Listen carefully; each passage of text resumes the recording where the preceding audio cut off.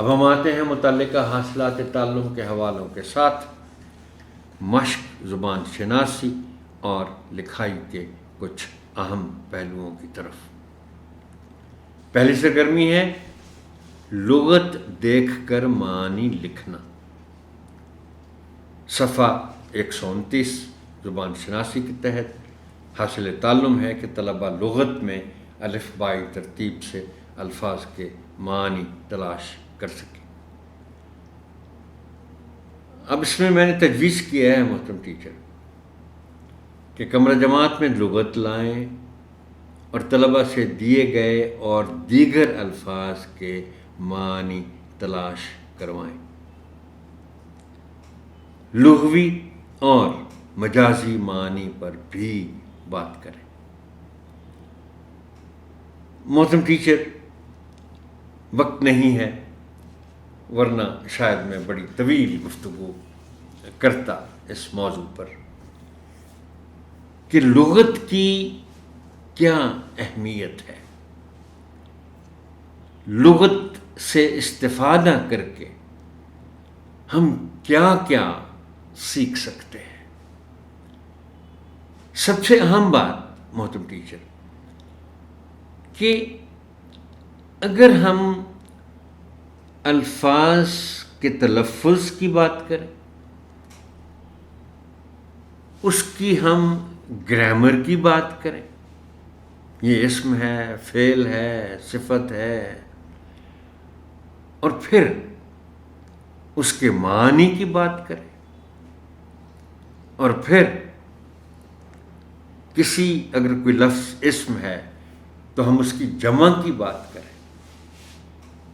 آپ اندازہ کریں کہ یہ تمام چیزیں آپ کو 2-3 لائنوں میں اگر مل جائیں اور پھر کسی لفظ سے بن کر جو محاورے ہوتے ہیں ان کی ایک طویل فہرست آپ کو مل جائے۔ میں مانتا ہوں کہ تمام محاورے اب استعمال نہیں ہو سکتے اور نہیں ہوتے، ان کو چھوڑ دیں آپ، لیکن ایسے محاورے بھی تو ہیں جو بہت آسان ہیں، استعمال ہوتے ہیں، ان کا تو ذکر کر سکتے ہیں۔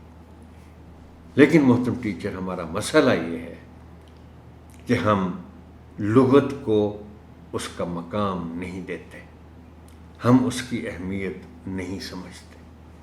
میری آپ سے یہی گزارش ہے کہ مجھے یقین ہے کہ آپ خود آپ کے پاس تو ایک اچھی لغت ہوگی، ایک جامع لغت ہوگی، یعنی ضخیم والی، بڑی والی، اور اس کا آپ اکثر استعمال بھی کرتے ہوں گے، اور اگر آپ لغت استعمال کر رہے ہیں تو پھر لامحالہ اس کے فوائد بچوں تک بھی جاتے ہوں گے۔